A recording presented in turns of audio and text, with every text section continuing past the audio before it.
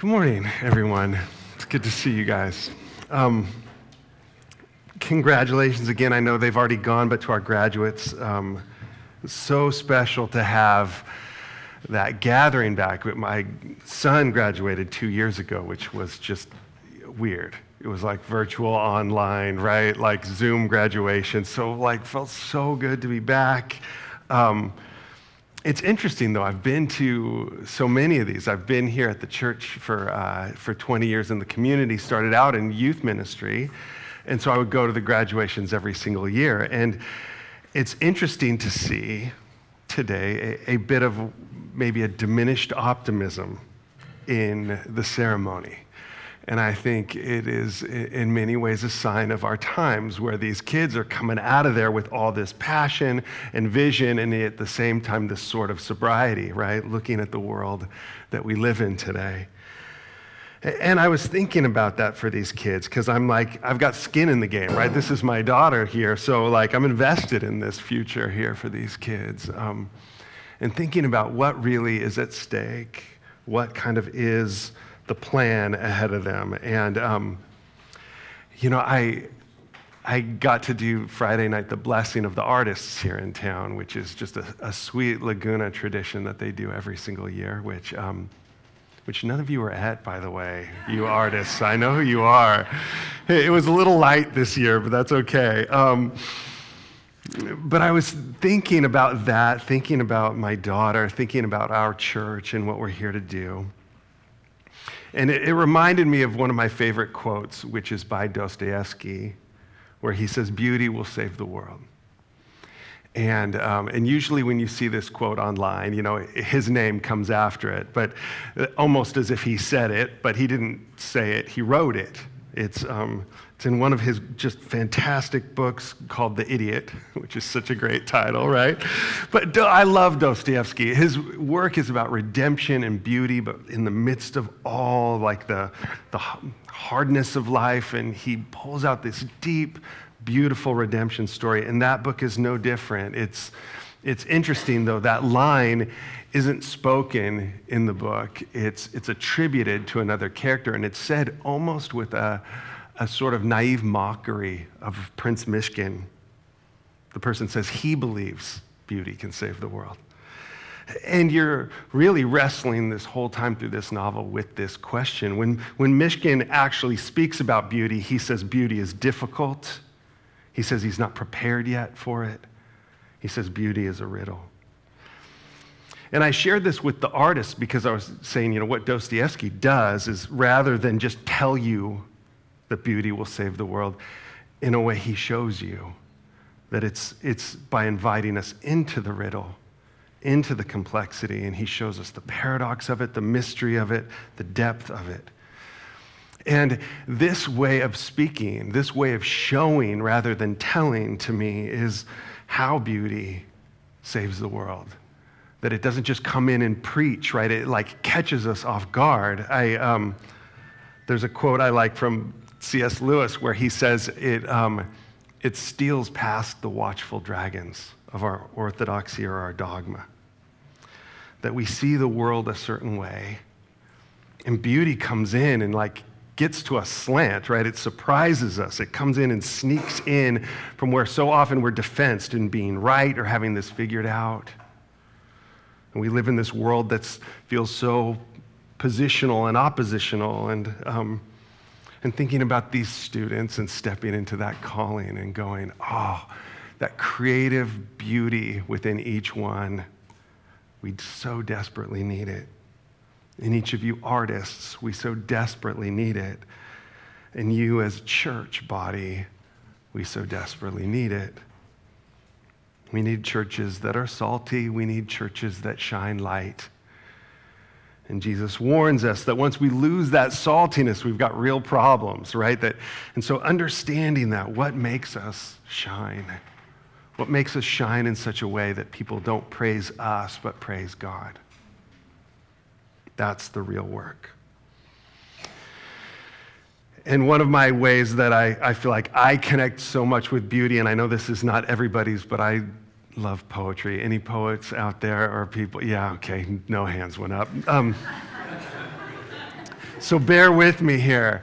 But it does it for me. It catches me off guard and surprises me. And one of my favorite poets is Wendell Berry, who is a theologian, profound poet, and he's a farmer, which to me, there's a purity in that too. But he has this short little poem called The Real Work. And he says, it may be that when we no longer know what to do, we've come to our real work. And that when we no longer know which way to go, we've come to our real journey. The mind that is not baffled is not employed. The impeded stream is the one that sings. In this wrestling, this complexity, it's part to me of the design and how God works transformation in a world where we sort of obsess for quick answers and solutions. We have a God that invites us to this real work, and often that comes in the bafflement, it comes in the riddle, it comes in the complexity of these things.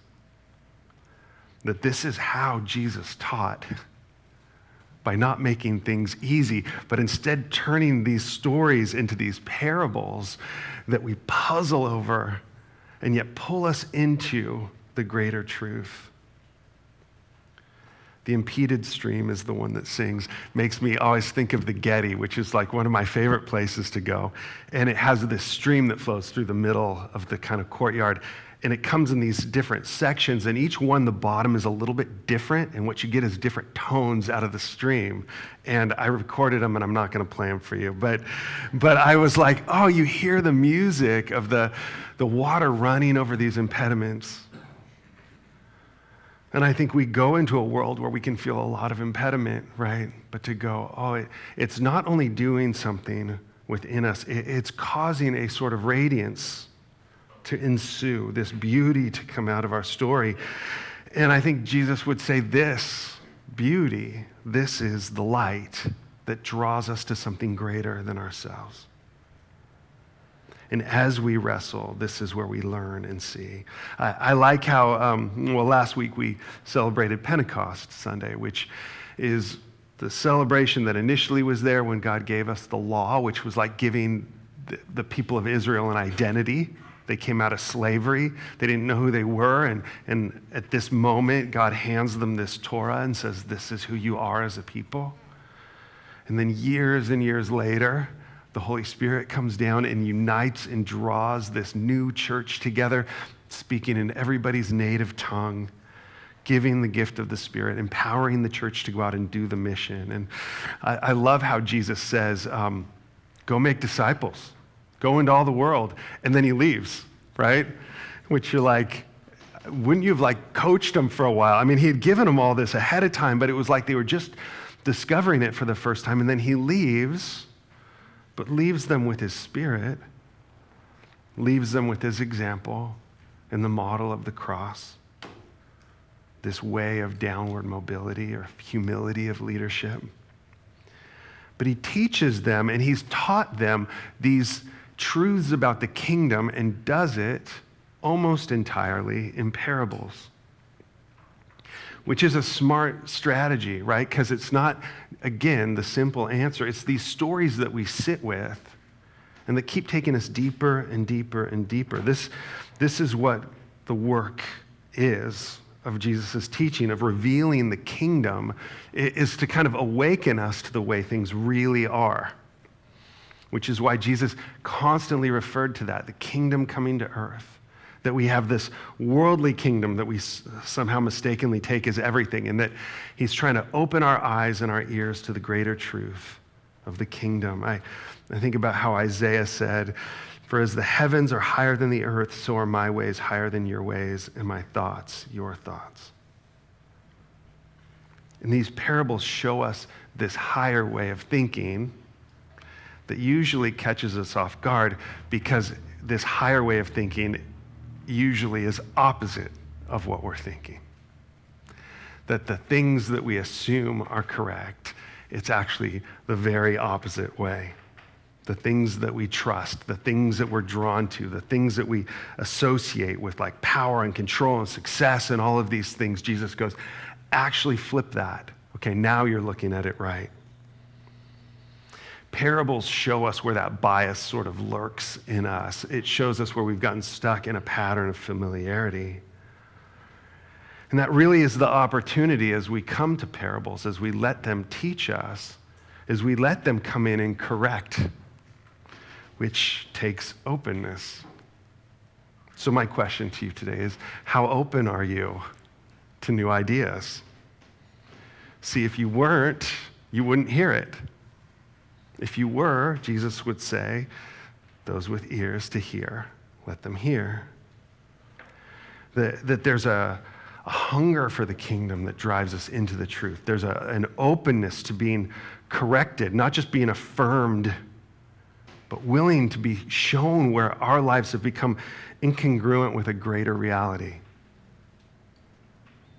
And Jesus is saying, I'm come that you would have life, right? To bring you to life. But that congruence with the kingdom, with eternity, with heaven, that is the key to coming alive. Then you're like in the stream. Then you're like the vine connected, or the branch connected to the vine.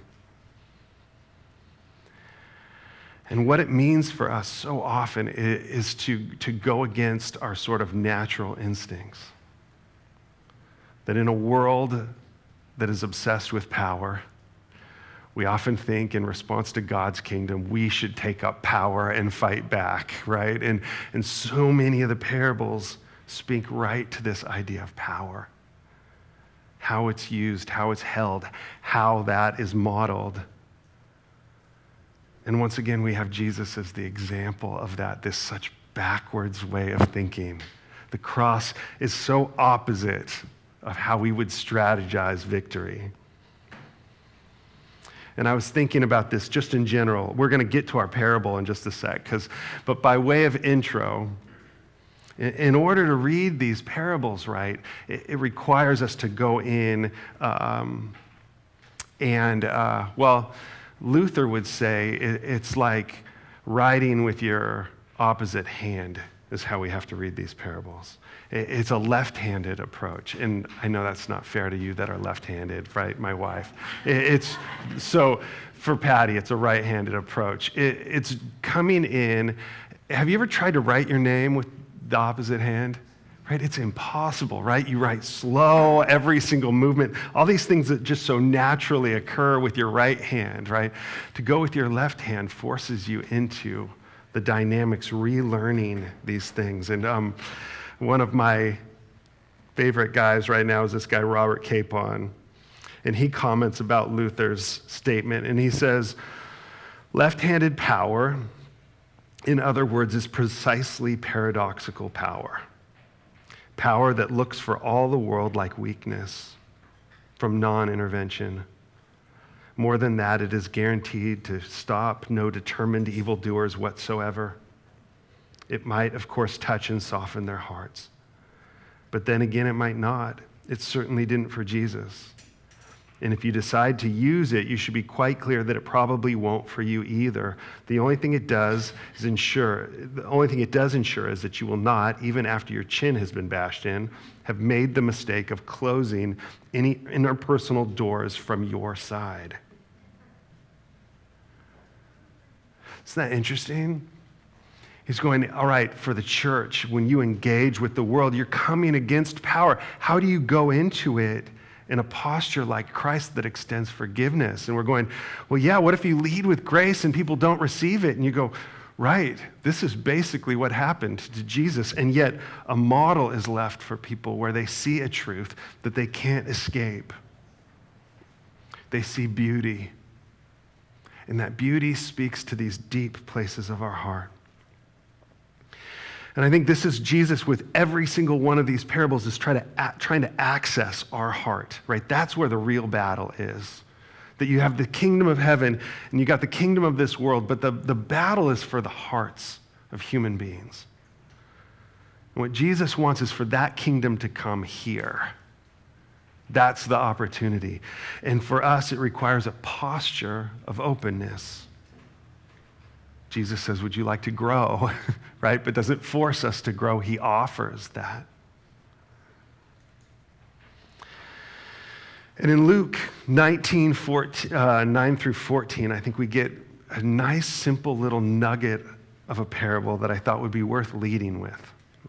Because in this parable, you see the posture of openness revealed.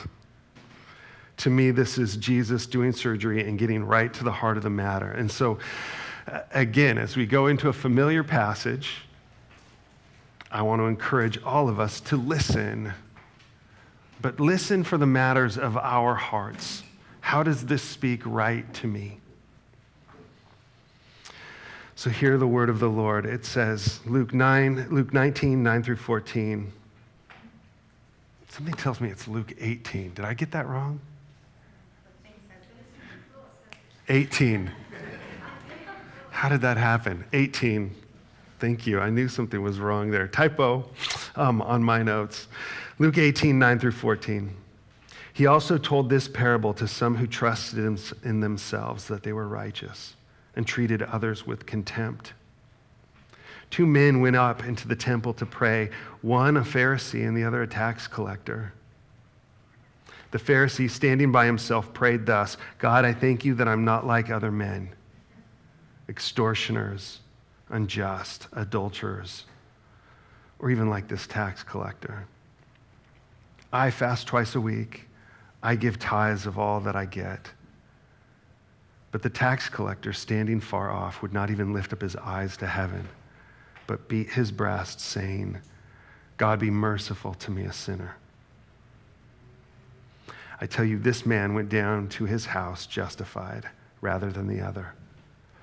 For everyone who exalts himself will be humbled, but the one who humbles himself will be exalted. The word of the Lord.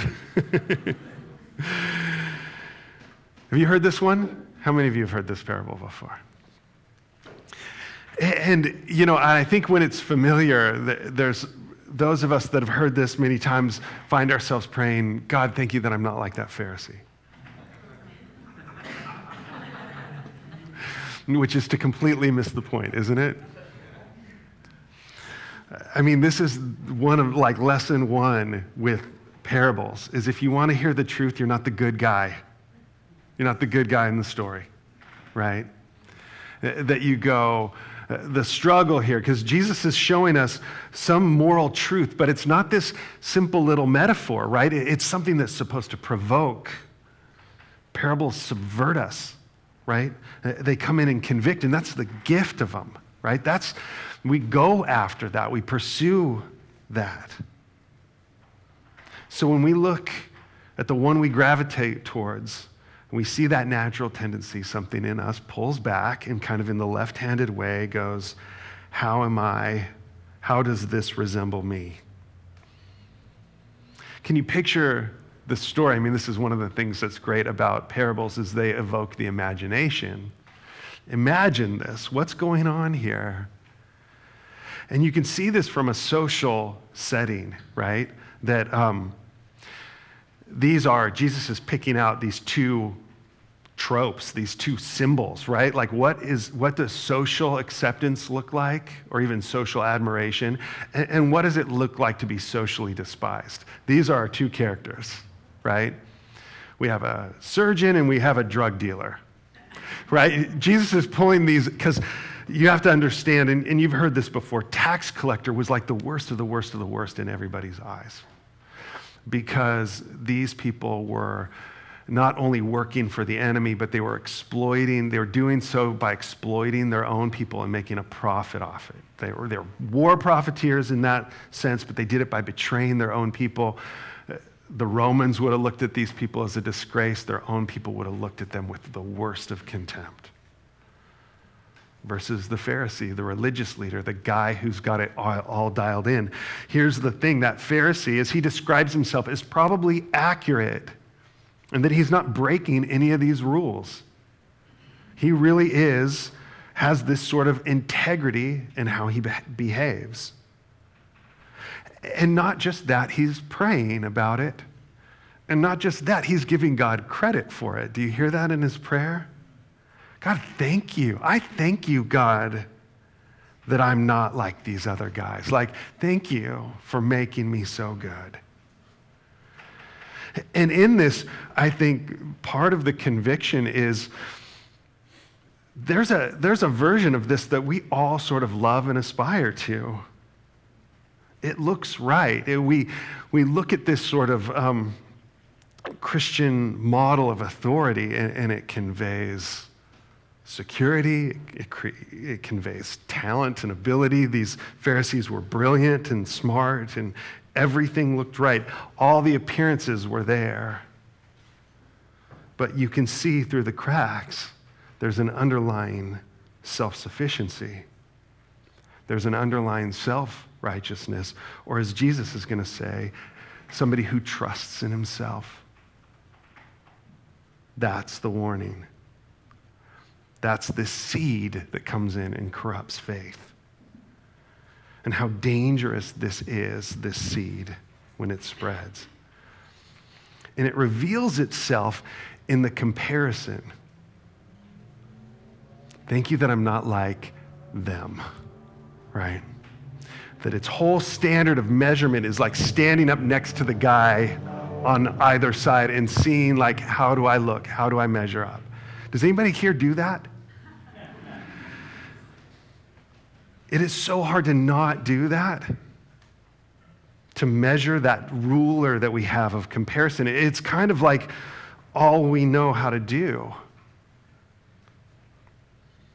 And our feeling of value, we measure. What sort of effect does it have? What sort of splash do I make? How many people care what I have to say? That's the measure of worth. Which means we're always sort of pumping ourselves up, always sort of knocking somebody else down. And we'll even pray that way and not even realize that we've fallen into this trap. See, that's again the gift of this parable. It calls out these symptoms and it shows us the root. When we judge or blame, when we hold other people in contempt, when we look down our nose at somebody, Jesus is saying, you're doing it. And it's pride. What Lewis calls the complete anti-God state of mind. Like, pride is the cancer. It's the thing that gets out there. It's the thing that detaches us from the source. And so Jesus shows us an example of it and goes, hey, this thing that you probably naturally admire, even gravitate towards, that's actually, there you go, this is sort of the enemy of the story here, the enemy of the truth. This is bad religion, as it turns out. The one that you think is justified isn't. And the other one, this one looking down, beating his chest, who can't even make eye contact. This tax collector, what is he feeling, do you think? What would you say? Name the emotions here. What's shame? What else? Guilt, embarrassment, disgust, regret, empty, lonely. Yes. Can you identify with any of those feelings? Maybe even anguish. And to me, I think as Jesus is inviting us into the heart, he shows it in all its like rawness exposed. And all these things that this tax collector is feeling are probably true as well. And Jesus is saying, if you want to come into this kingdom, this is the way to do it. Right there in all that stuff. I don't know about you, but when I'm watching a movie and there's a moment of shame or anguish, I go, does anybody need anything to eat? And I go to the kitchen and grab something and come back and like, okay, scene's over. Like, who wants to sit in any of that, right? But the truth is, like, so much of humanity is experiencing moments like this where we are at our most raw. And I say this because I think sometimes this Pharisee, what he's done is he's created this whole persona around something that he sees as lovable. And what he's trying to avoid is the fact that his heart and this tax collector's heart are basically, when laid bare, the same. Broken, desperate, hurting, and in pain. I just heard the other day that these sort of negative emotions affect our brain in the same way that physical pain does. So to sit there, he's beating his breast, right? But you're going inside, his brain is responding to all the regret in the very same way. It's pain. Crying out for mercy. And we don't do these negative emotions, do we, right? We want to run to the fix, run to the answer, run to that thing. When God talks about this idea of like the light shining in the darkness, and how does the darkness respond to the light? So often we run back into the shadows. And why do we do that? It's because often we don't like what we see. And so we spend all our time creating this persona that's lovable. And Jesus is going, hey, just so you know, in God's kingdom, that's a waste of time. It is a waste of time. I like how Thomas Merton says this false self is like wrapping bandages around this invisible person trying to give it form. And he says in there, and I think this is brilliant, he goes, guess that person, God doesn't love that person because it's not actually a person. There's nothing there, right? This false persona, God's like, I don't even know that person. But he turns to the tax collector and he goes, I know you. I know that heart. And in all that brokenness where we recoil because it's hard to enter into somebody else's uncomfortability, God draws near to the brokenhearted. God draws near to the one with shame and regret. And as that person pleads for mercy, God pours out mercy. And this is the beauty in the story, right? This is the kind of beauty that can save the world. Is that God doesn't recoil at that brokenness. He's moved with compassion to go towards it.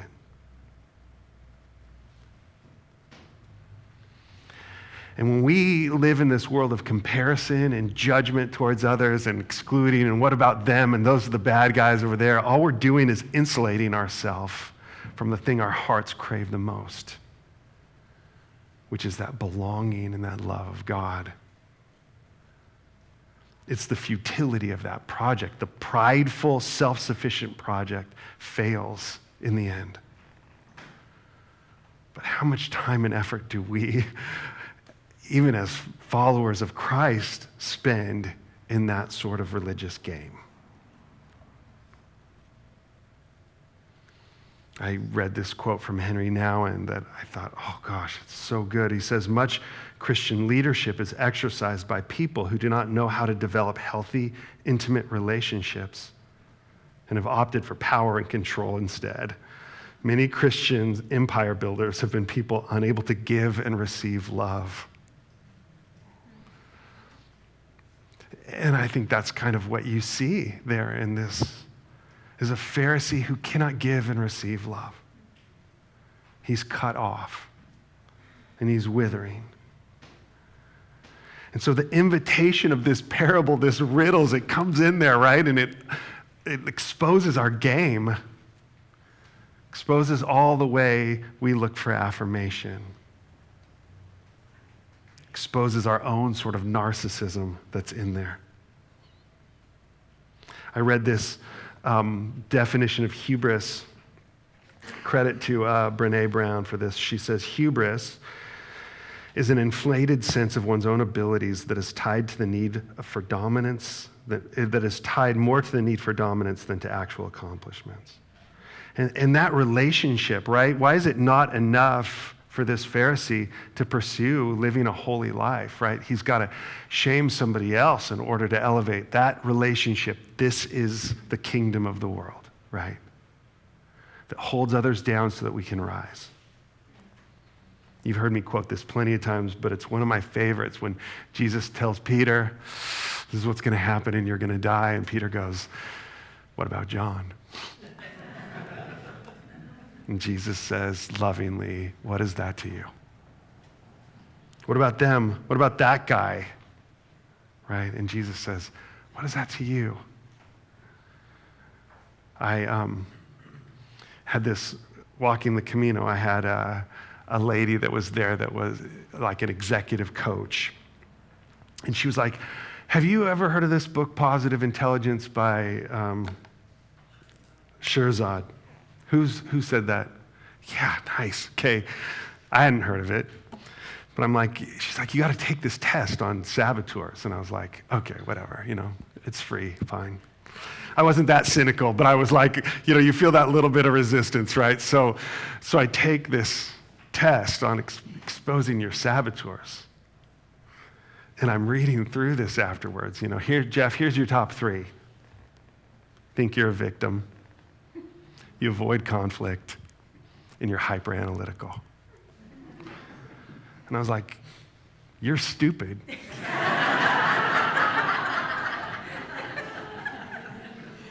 It's like, this book is ridiculous, right? Like, and you look at that and go, is that good or bad, right? No, that's good to welcome this in and to listen, to know these things about ourselves. It's a gift, like Jesus is going, like, walk in the light. Walk in truth, right? You're like, I actually kind of like these stories that I tell myself. God, thank you for making me this, whatever it is, Jeff's version. And God's going, I don't love that guy, Jeff. It's like your little made-up thing over here. But I love you. I love you. Like so much.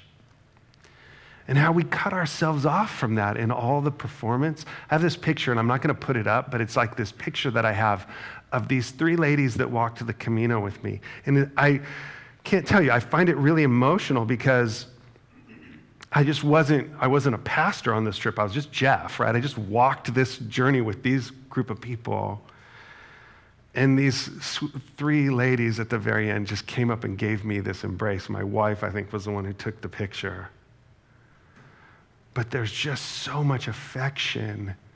And I look at it and I go, it's affection just for me, not for my title or not for some function that I serve. It's just Jeff there, right? But I showed that picture to my spiritual director and she goes, does God love you that much?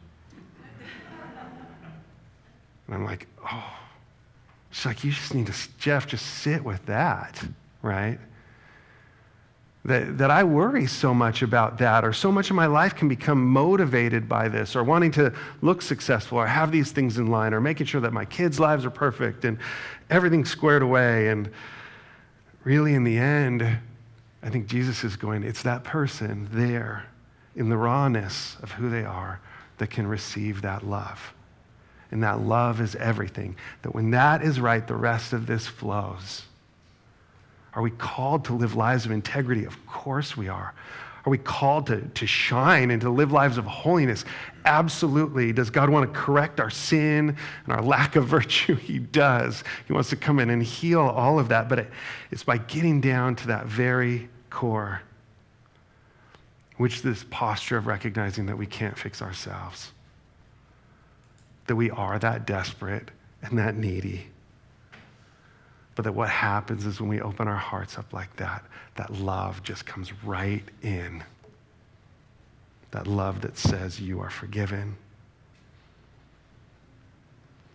I was listening to something this week where they were saying humility, right? Which is what you see here at the heart of this broken man, is this moment of humility. And they were saying that humility is crucial to experience like 2 of the greatest emotions that we can experience in this world, which is wonder and awe. The way into those 2 is humility. Only when we are in that place of open-handedness, are we able to be moved in wonder and in awe. The beauty comes in and speaks right to our hearts of that worth. So do you see the futility of this game when we're holding that at bay, right? That the pride is holding that love at bay, even like doubtful that it's as good as it is. And when that comes down, what stirs in our hearts is wonder and awe. This is what God wants us to see in ourselves. And then, in order to carry out that mission, to see that in others. When we look in others, we see not with this criticism, judgment, and blame. We see what God sees. The gift of this love, this commission, this being salt, is to bring that out in others. And what does that do? That gives us like the real meaning that we seek. That is the real work. That is the impeded stream starting to sing, right? That is the beauty that comes. I have some questions for you, of course. And then we'll eat lasagna out on the patio together. What's that? And then come over. Question 1. How do you feel about growth? Thinking on just a real basic level, as we consider the parables, we consider going forward, how do you feel about growth? Is it exciting? Is it terrifying? Is it threatening?